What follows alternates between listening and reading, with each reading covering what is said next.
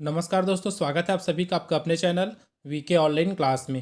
तो इस वीडियो में हम लोग बात करने वाले हैं छत्तीसगढ़ का इतिहास के बारे में। और ये हमारा इस सेशन का दूसरा वीडियो अर्थात इस सीरीज का, जिसमें हम लोग महत्वपूर्ण प्रश्न देखने वाले हैं। साथ ही ऐसे प्रश्न भी शामिल है जो कि प्रीवियस एग्जाम में पूछे गए हैं। खास करके सीजी लेवल के जो एग्ज़ाम होते हैं, चाहे वो कोई सा भी एग्ज़ाम हो जो स्टेट गवर्नमेंट के अंदर है, सभी में क्वेश्चन पूछे गए हैं।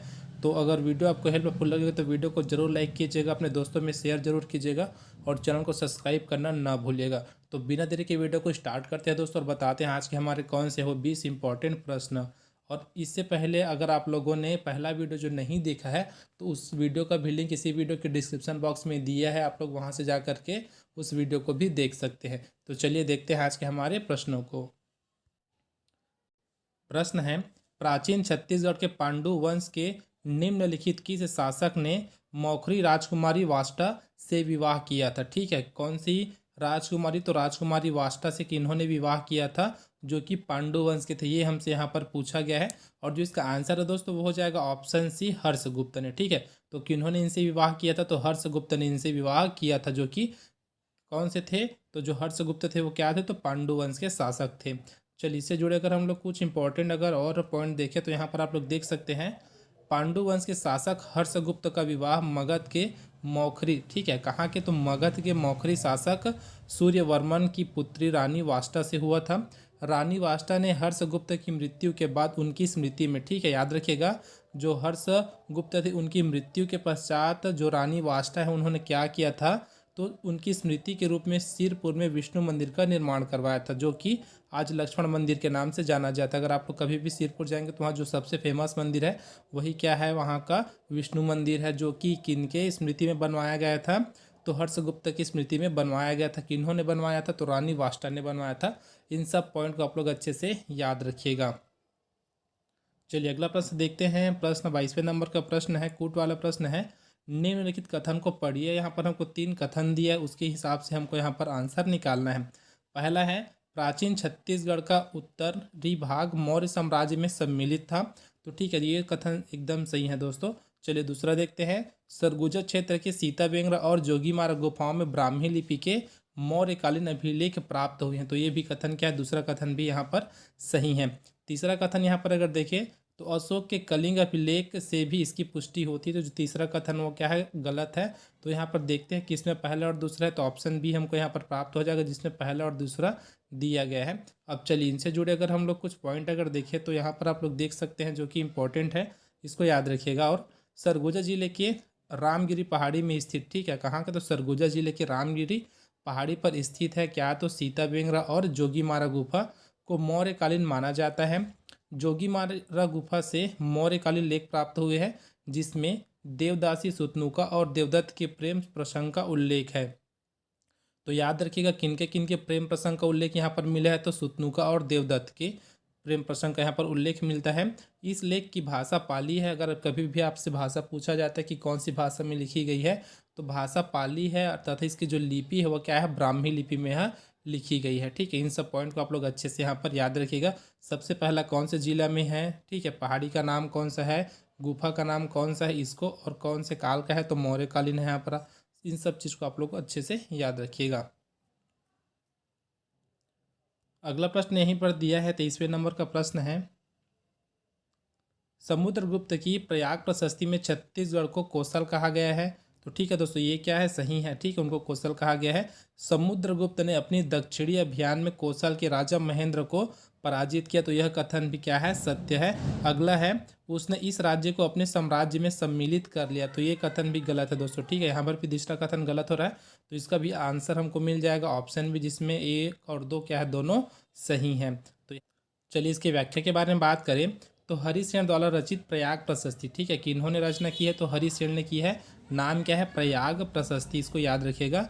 में समुद्रगुप्त के दक्षिणापथ अभियान के बारे में बताया गया है, जिसके अनुसार समुद्रगुप्त ने कौशल के शासक महेंद्र तथा महाकांतर के शासक व्याघ्रराज को पराजित किया। ठीक है, इन सबको आप लोग अच्छे से और याद रखिएगा। चलिए देखते हैं, यहाँ पर हमको दिया है सम्मिलित करने के लिए दिया है सूची 1 को सूची 2 से हमको क्या करना है? यहाँ पर सम्मिलित करना है। तो देख सकते हैं, आपको स्क्रीन के ऊपर इसका ऑप्शन भी दिखाते चलते हैं। तो ये आपको पूरा दिख रहा है। तो सूची 1 को हमको सूची 2 से जोड़ करके बताना है।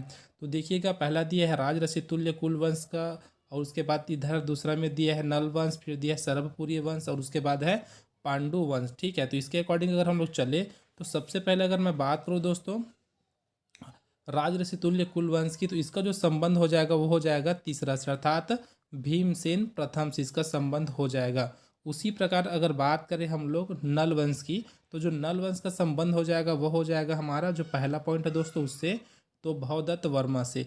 तीसरा अगर हम लोग यहाँ पर अगर देखें तो तीसरा पॉइंट जो है वो किससे हो जाएगा, जो सरभपुरी वंश है वो हो जाएगा चौथे नंबर से। ठीक है, जिसमें दिया प्रसन्न मात्र, और अंतिम जो एक बच रहा है आप लोग उसको मार्क कर सकते हैं, जिसमें क्या है पांडु वंश का तिवर देव से। तो यहाँ पर देखिएगा क्या मिला है, सबसे पहले हमको मिला है 3 मिला है, फिर 1 मिला है, फिर 4 मिला है, फिर 2। अब देखते हैं 3142 जो यहाँ पर मिल रहा है ना वो कौन से में है, तो देखिएगा आपको ऑप्शन सी मिल जाएगा, तो सी हमारा यहाँ पर इसका आंसर हो जाएगा। अब यहाँ पर आप लोग देख सकते हैं उसके बारे में थोड़ा सा व्याख्या किया गया है। सूर, दैत्य प्रथम, विभीषण आदि राजऋषि तुल्य कुल वंश के शासक थे। भवदत्त वर्मन, स्कंद वर्मन, वर्मन है। ठीक है दोस्तों, वहाँ पर जो लिखा है ना वर्मन होगा, ये वाला क्या है आपका वर्मन हो जाएगा, इसको आप लोग चेंज कर सकते हैं। तो उसके बाद देख सकते हैं यहाँ पर भवदत्त वर्मन, स्कंद वर्मन, विलास तुंग आदि नल वंश के शासक थे। नरेंद्र, प्रसन्न मात्र, सुखदेव राज आदि सरभपुरी शासक थे, जबकि तिवरदेव, हर्षगुप्त, बालार्जुन, महाशिवगुप्त आदि पांडु वंश के शासक थे। तो शासक के बारे में है, आप लोग यहाँ से इसको मार्क करके भी रख सकते हैं या फिर कॉपी में भी लिख के इसको रख सकते हैं, इंपॉर्टेंट, इसको आप लोग याद रखिएगा। चलिए अगला देखते हैं, 25वें नंबर का प्रश्न है, निम्नलिखित में से कौन सा शासक के छिंदक नागवंश से संबंध थे। तो देख सकते हैं कौन से शासक थे, तो यहाँ पर अगर मैं बात करूँ एक, अर्थात सोमेश्वर देव। अगला इसमें जो आंसर हो जाएगा हमारा वो हो जाएगा कन्हर देव, उसके बाद है जहसी। तो ये देखिएगा 1, 3, 4 किस में है, तो ऑप्शन डी में दिख रहा है, तो डी हमारा यहाँ पर आंसर हो जाएगा। चलिए अगला प्रश्न देखते हैं दोस्तों। प्रश्न है, पुरातत्व विभाग ने 1987 ईस्वी में एक प्रख्यात मूर्ति खोजी जिसमें बहुत से प्राणियों के भाग सम्मिलित थे। इसे शासन ने कौन से स्थान पर रखा है, तो कौन से स्थान पर रखा है, ऑप्शन सी हमारा सही हो जाएगा ताला गांव। ठीक है, ताला गांव पर उनको रखा है। तो यहाँ पर देख सकते हैं क्या क्या उसके बारे में और थोड़ा सा व्याख्या किया गया है। पुरातत्व विभाग द्वारा 1987 में एक मूर्ति खोजी गई जिसके अंग अलग अलग प्राणियों के मुखाकृति से निर्मित है।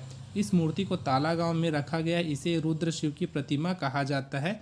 और आपको बताना है ताला गांव में कौन सा मंदिर, इसको आपको कमेंट बॉक्स में कमेंट करके बताना है। बहुत फेमस मंदिर है, बहुत ज़्यादा प्रश्न यहाँ से बनता है और पूछा भी गया है ताला गांव से।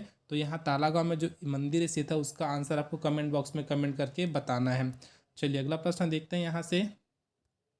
28वें नंबर का प्रश्न है, कवर्धा महल डिजाइन और निर्मित किया गया, ठीक है, तो किसके द्वारा किया गया, तो महाराजा धर्मराज सिंह द्वारा। ठीक है, ऑप्शन हमारा पहला यहाँ सही हो जाएगा। चलिए अगला प्रश्न देखते हैं। 29वें नंबर का प्रश्न है, अब छत्तीसगढ़ कहे जाने वाले प्रदेश का प्राचीन नाम है, कलिंग है, चेरलम है, उज्जैनी है, बंगाल है, या फिर दक्षिण कुशल। तो लगभग सभी को पता है दक्षिण कुशल के नाम से इसको पहले जाना जाता था। चलिए 30वें नंबर का प्रश्न देखते हैं। प्रश्न है, सरभपुरी अमरार्य कुल के शासक किस धर्म का पालन करते थे। वैष्णव धर्म है, शैव धर्म है, बौद्ध धर्म है, जैन धर्म। तो ऑप्शन हमारा ए सही हो जाएगा, वैष्णव धर्म का वो लोग पालन करते थे। चलिए 31वें नंबर का प्रश्न देखते हैं। सर्वपुरी शासकों की राजधानी थी, तो क्या थी, तो श्रीपुर। ठीक है, याद रखिएगा श्रीपुर इसकी क्या थी, राजधानी थी। अब इससे जुड़े अगर हम लोग कुछ और यहाँ पर देखें पॉइंट जो कि इंपॉर्टेंट हो सकते हैं एग्जाम के लिए, तो सर्वपुरी शासक प्रसन्न मात्र ने अपने नाम से प्रसन्नपुर नामक नगर की स्थापना की। ठीक है, तो एक नगर की स्थापना की क्या है, प्रसन्नपुर, उसको याद रखिएगा। उसके साथ ही यहाँ पर बताया गया है, तथा सोने व चांदी के पानी चढ़े सिक्के चलाए। तो किन्होंने चलाए, इसको भी आप लोग याद रख सकते हैं। तो किन्होंने, प्रसन्न मात्र ने सोने एवं चांदी के पानी चढ़े सिक्के चलाए थे, और उन्होंने अपने नाम पर एक नगर की भी स्थापना की थी। तो उस नगर का जो नाम था वो क्या था, प्रसन्नपुर था। इसको भी आप लोग याद रख सकते हैं। चलिए अगला प्रश्न देखते हैं। 32वें नंबर का प्रश्न है, सरभपुरी राजवंश के किस शासक ने स्वर्ण सिक्के प्रचलित किए थे। ठीक है, तो कौन से वंश की बात की जा रही है, तो सरभपुरी, इसको आप लोग याद रखिएगा। तो अभी जस्ट हम लोग देखे हैं क्या हो जाएगा, प्रसन्न मात्र इसका आंसर हो जाएगा, जो कि आपको ऑप्शन डी में देखने को मिल जाएगा। चलिए अगला देखते हैं। 33वें नंबर का प्रश्न है, किस अभिलेख में उल्लेखित है कि समुद्रगुप्त ने दक्षिणापथ अभियान के दौरान कौशल के राजा महेंद्र को पराजित किया। एक क्वेश्चन अभी हम लोग यहाँ से देखें दोस्तों, पहले स्टार्टिंग, और उसका जो नाम है वो क्या हो जाएगा, ऑप्शन हमारा जो ए है वह हो जाएगा प्रयाग प्रशस्ति। इसी में हम लोग क्या किए हैं, अर्थात एक ऐसी रचना है जिसमें क्या है, समुद्रगुप्त के बारे में बताया गया है, उसके अभियान के बारे में।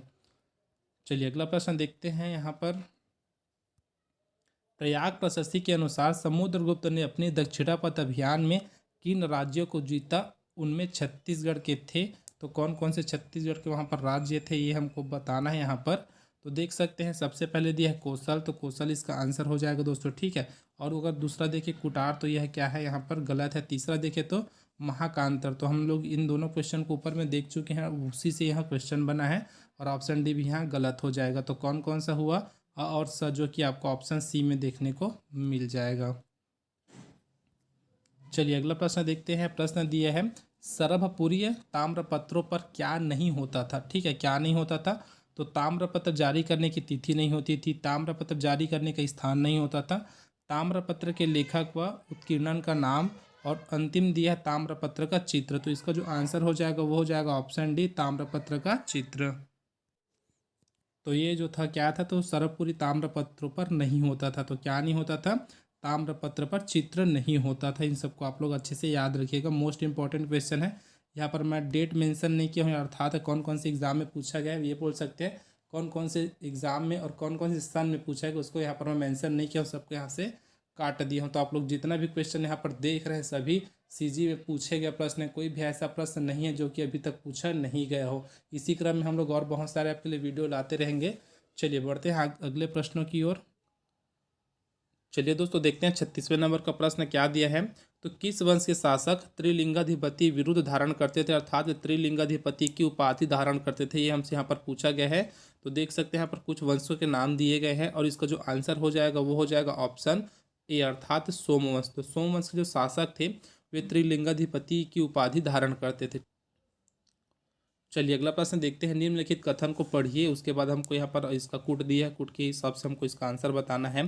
अ दिया है सिरपुर का लक्ष्मण मंदिर सर्वपुरी शासकों ने बनवाया, तो नहीं दोस्तों, सर्वपुरी शासकों ने इसको नहीं बनवाया था।